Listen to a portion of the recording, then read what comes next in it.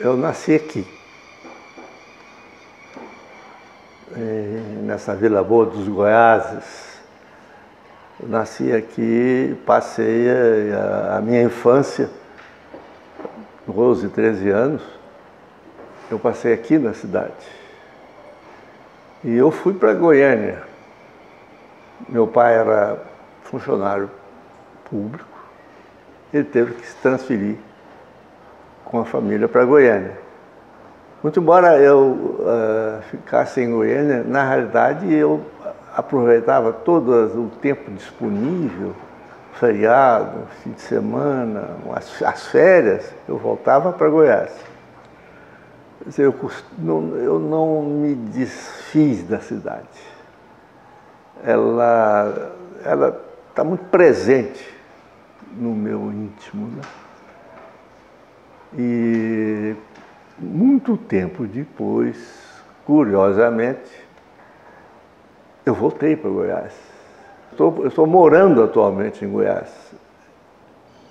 E nesse período de Goiânia eu fiz o ginásio. E lá pelas tantas, já com 19, 20 anos, eu fui para o Rio. Eu fui estudar arquitetura. Era um desejo antigo. Eu tinha sempre digamos assim, uma inclinação pelo desenho, não pela pintura propriamente, mas já tinha uma vontade de utilizar as mãos como instrumento de trabalho. E fui para o Rio de Janeiro, fiquei quase 7 anos. E, terminado o meu curso, eu voltei para Goiânia. E lá me estabeleci, trabalhando como arquiteto também do serviço público, né? Naquela época, isso em 1950, eu formei em 1955, né, muito tempo, e nessa época a arquitetura era muito pouco, a profissão de arquiteto era muito pouco conhecida. Mas, na época e era professor também, me tornei professor da Escola de Engenharia, né, dando noção de urbanismo e de arquitetura para engenheiros civis. Foi por pouco tempo, porque veio o golpe militar de 64 e eles me consideravam um sujeito extremamente perigoso. Nunca concordo, né? Aí eu fui demitido e me voltei quase que exclusivamente para o escritório. Agora, nesse período, eu nunca parei também de exercer uma atividade de desenho, de um pouco de pintura também, mas de maneira um pouco esporádica, porque o escritório me absorvia muito. E o escritório, eu sou daquela época ainda que se considerava a arquitetura como artes plásticas. Eu me sentia mais ou menos à vontade na atividade. E, posteriormente, em 1973, 74, eu me mudei para Brasília, em virtude de uma oferta de trabalho muito sedutora. Eu voltei para uma empresa, estava nascendo, mas já nascendo grande, que inclusive era de um ex-aluno meu, na engenharia. Ele me chamou, quis que eu entrasse como sócio dele, numa empresa de planejamento, mais na área de arquitetura e urbanismo do que outra coisa qualquer. Depois dessa empresa praticamente faliu, eu fiquei sem atividade nenhuma em Brasília, que foi muito custoso para mim. Em 1956, 57, eu me casei com uma colega de turma. E ela era gaúcha, mas criada no Rio de Janeiro. E eu tive 5 filhos, uma faleceu, E eu voltei, eu fui para Brasília. E daí em Brasília, nessas circunstâncias, eu reassumi meu escritório. Fiz o escritório e continuei trabalhando em Brasília, e em Goiânia. Mas nesse meu tempo, eu comecei a exercer assim, a pintura, trabalhar na pintura com mais assiduidade. E eu nunca tinha pensado, na época que eu fazia algum desenho, alguma pintura, outras, que eu pudesse comercializar isso. E foi uma época muito interessante, uma época que tinha, inclusive da Galeria Casa Grande, da Dona Célia, e Dona Célia viu algum trabalho meu e falou, não, eu quero vender seu trabalho. Você vai fazer trabalho para a minha galeria. Eu comecei a trabalhar e comecei a vender, então eu fiquei com a dupla atividade. E quando veio a anistia, eu reassumia as minhas... Eu tinha 2 disciplinas na universidade, e aí já era a Universidade Federal do Oeste, mas aí nessas alturas do acontecimento eu ativei a minha a atividade como pintor, como desenhista, etc., paralelamente aos meus trabalhos de arquitetura. E hoje há uma pequena... Naquela época eu trabalhava mais em arquitetura, menos em pintura. Hoje eu posso inverter a coisa, né? Interessante porque não é uma atividade estranha. Se você quiser fazer um retrospecto histórico, você vai ver que, principalmente no Renascimento, os arquitetos eram os pintores. Miguel Ângelo projetava, Leonardo da Vinci projetava arquitetura. Então, ela não é realmente uma coisa estranha. E naquela ocasião, principalmente, que se considerava que a atividade de arquiteto não é um campo diferente ou oposto. Era uma atividade dentro da própria visão de artes plásticas. É claro que os tempos fizeram uma certa... Mesmo em tempos atuais, se você pegar uma pessoa que influenciou muito a minha geração,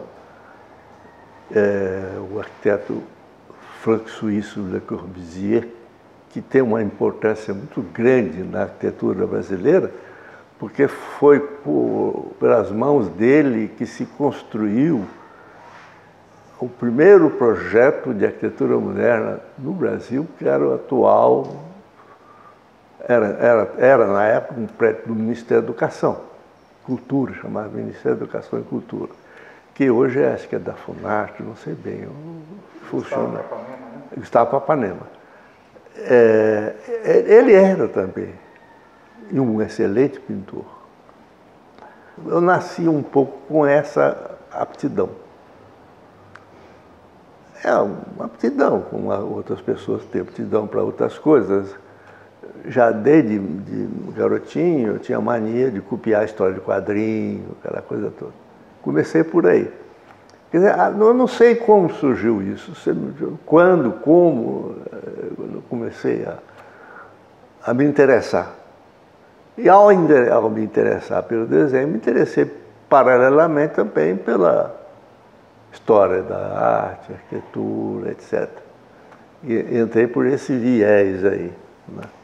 E a tinta... Aliás, até uma pena que o Maurício não está aqui, porque, aliás, eu posso falar isso. Quem me iniciou realmente na pintura como tal, comecei a trabalhar com tintas acrílicas, principalmente, foi o Amaury. O Amaury é meu amigo desde de Priscazera. Nós fomos colegas de ginásio e, olha, são 60, 70 anos de amizade. Não é uma coisa desprezível. E eu sempre tive um respeito muito grande pela competência, pela sabedoria que ele sempre cultiva o conhecimento da prática e a teoria sobre a arte. Ele me ensinou disso. Aí eu comecei, porque na realidade eu costumo dizer que o ensino de artes é mais um problema de acelerar o tempo. Todos nós que somos bastante autodidatas, mas você tem que ter um impulso inicial, tem que ter, e você ganha tempo. Até há uns 5 anos atrás, eu nunca tinha trabalhado com aquarela. E um dia eu falei, Mauri, aliás, não foi bem isso. O Mauri, falou, Éder, dá uma experimentada aí com a aquarela, eu tenho a impressão que sua pintura você não vai sentir muita dificuldade. Na verdade eu senti muita dificuldade. E o Mauri sempre me orientando. Eu fiz até um telecurso com ele, porque eu estava morando em Brasília. Quando eu tinha uma dúvida, porque o Mauri tal, não, faz isso, faz aquilo. Tal. Porque o Mauri, ele é um exímio aquarelista. Eu já encontrei muito bons aquarelistas, mas que superem o Mauri, eu acho difícil. Esse viés do desenho, que eu comecei minha atividade de desenho, para mim é muito prazeroso. Eu continuo a desenhar muito.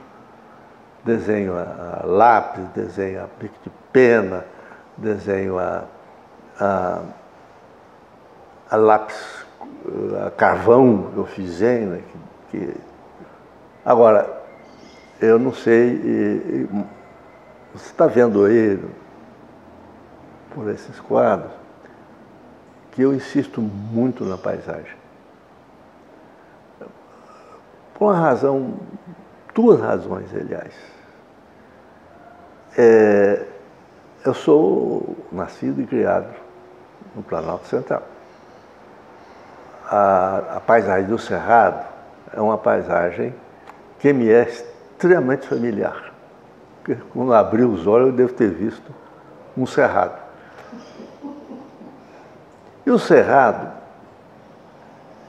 é um bioma curioso. Aliás, até algumas pessoas acham que o cerrado não é um bioma, é um conjunto de biomas. Se você tem a mata de galeria, você tem a vereda, que geralmente tem a presença do buriti, você tem as matas ciliares, que são cerrado de altitude, que encontra aqui na Serra Dourada e na Serra dos Pirineus, eles têm uma fisionomia, digamos, diferente. Tem um fundo comum, mas ele tem uma fisionomia diferente. E acho extremamente sedutor. Agora, e com o tempo eu fui percebendo que eu também teria, digamos assim, o dever de trabalhar com o cerrado, porque é um bioma que está sendo muito ameaçado. Hoje, se nós tivermos de 10% do cerrado original, na época que os europeus invadiram o Brasil, não houve descoberta, sempre existiu isso aqui, né? Há uma ameaça muito grande com relação a isso. Na estética hoje, admite-se muito bem que a arte, o paisagismo principalmente, é um caminho para você ajudar as pessoas a apreciarem o natural. Então, quando o Oscar Wilde dizia que a natureza imita a arte, aparentemente não é um paradoxo. Não é um paradoxo. Ele ajuda a educar a pessoa a ver a arte e criar uma situação que o Spinoza diria, situação de afeto. E a situação de afeto provoca uma vontade de preservar, de guardar. Então, eu acho que esse viés aí também de uma arte discretamente, mas combativa também. Eu estou ajudando os ambientalistas de uma maneira diferente do que a maneira unicamente técnica e racional. Científica, digamos assim, é uma maneira estética de valorizar o cerrado e fazer com que ele se torne um bioma mais defensável. Porque ele e para nós aqui, o estado de Goiás é inteirinho, parte do Mato Grosso, parte de Minas, é o cerrado. Eu sou profundamente goiano. Eu tenho uma ligação. Aliás, é uma coisa curiosa. Eu sou um ecologista, digamos assim. Eu sou ambientalista. Graças a quem? A meu pai. Meu pai, antes da palavra ecologia existir, meu pai era um ecologista. E lembro muito bem que ele me levava, às vezes, especialmente em Goiânia, ali no Bosque dos Buritis, quando o bosque era grande ainda, explicava assim, de maneira assim, muito agradável. Ele era professor também no ginásio, chamava antigamente História Natural. Ele explicava a função da planta, qual é o papel da abelha, a fertilização, essas coisas todas. E eu, nessa ocasião, levei um susto quando meu pai disse que se a abelha deixar de existir no mundo, o mundo irá desaparecer. Se vocês verem as figuras que eu faço, e geralmente eu faço de memória, na memória eu não trabalho com modelo, ela me aparece. São pessoas, figuras do serratense. Até nisso também me liguei muito ao cerrado. E é o tema predileto. Não resta dúvida. Dificilmente eu saio desse tema. E ele me agrada profundamente, quer dizer, responde a anseios muito íntimos, né? E eu me sinto muita vontade de trabalhar com ele. Trabalho, às vezes, fazendo um croquis de uma paisagem, fazendo até uma fotografia, ou trabalho também com a memória. Já tem um repertório de coisas na minha memória que me permite. Minhas figuras humanas, então, quando eu termino, eu posso dizer, eu conheci essa pessoa. Ela saiu da minha cabeça. Ela deve ter existido, porque não pode sair do nada. Então, quem sabe, quando eu faço muito jovens, crianças, etc., são provavelmente crianças com quem eu convivi e brinquei aqui em Goiás. Eu era menino de uns 7 anos, não lembro bem a minha idade. Eu brincava muito ali no Lago do Moreira, que eu morava ali perto. No Lago do Moreira tinha uns meninos que eram meus colegas de grupo escolar. Brincava por ali. E um dia, não sei por que eu fui fazer, eu entrei dentro da casa do Otto Marx. Não sabia nem quem ele era. Sabia vagamente que era uma pessoa que morava lá, que era Otto Marx. E ao entrar na sala, em Goiás, nessa ocasião, as casas vinham abertas. Entrava-se e saía-se. Às vezes o dono até nem tomava conhecimento. Eu entrei e tinha um móvel, logo na sala, com um ovo de ema. E sobre esse ovo de ema tinha uma paisagem pintada. Aquilo entrou na minha cabeça. Eu tenho essa imagem viva até hoje. Eu falei, olha, pois eu tomei conhecimento do trabalho do Otto Marx, que o Otto Marx é um grande pintor. Infelizmente ele é invisível, inclusive aqui em Goiás. Ele é um excelente pintor. Eu afirmo isso com toda a segurança. Eu falei, poxa, essa pessoa, nunca ninguém fez uma pequena biografia dele. E eu conheci ele mais tarde, já conversava muito com ele. Ele morreu, começou o processo de esquecimento. Aí eu falei, eu vou pesquisar. Eu sabia de muita coisa, e inclusive uma circunstância muito, um pouco dolorosa, porque o Otto era um alcoólatra. E eu precisava na pretensão de fazer primeiro era um estudo um pouco crítico sobre a obra dele. Depois eu falei, não, sobre a biografia, o que é muito difícil separar, às vezes, a biografia do sujeito da sua postura crítica, né? Aí eu fui até a filha dele, pedi licença para fazer o livro e pedi licença para tocar nesse assunto, que se ela dissesse não toque, não tocaria. Mas era importante essa condição dele, de alcoólatra, que levou ele a uma série de condutas e inclusive uma imensa, curiosíssima identidade com um pintor francês, que é um nome espanhol, mas é o Trillo. Às vezes eu acho umas telas do Trillo tão parecidas com as telas do Otto, e eu tenho certeza que o Otto não sabia da existência desse Trillo. O Trillo também é alcoólatra, também dependente das mulheres, dependente da mãe, como o Otto era, dependente da esposa do Otto, uma pessoa maravilhosa que eu conheci. E o Otto só pintou Goiás.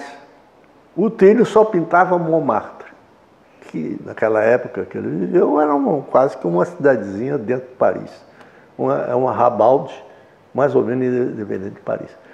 Então foi uma coincidência que me levou a isso. Esse aí foi uma coisa, eu me senti, eu paguei uma dívida. A dívida de ter aquele impacto, aquele ovo de ema com a paisagem muito bem adaptada à forma do ovo, sabe?